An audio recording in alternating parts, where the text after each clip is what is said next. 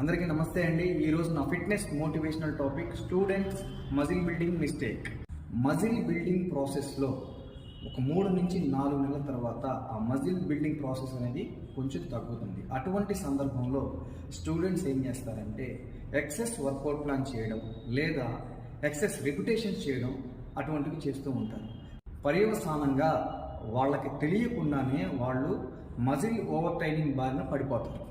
అటువంటి సందర్భంలో వాళ్ళకి కొన్ని రకాల హెల్త్ కాంప్లికేషన్స్ అలాగే మజిల్ ఇంజురీ అయ్యే అవకాశాలు ఎక్కువగా ఉంటాయి. అంతకన్నా ప్రమాదకరమైన విషయం ఏంటంటే కొంతమంది ఎనబాలిక్ స్టెరాయిడ్స్ని యూజ్ చేయడం మొదలుపెడతారు. సో ఇది చాలా ప్రమాదకరమైనది.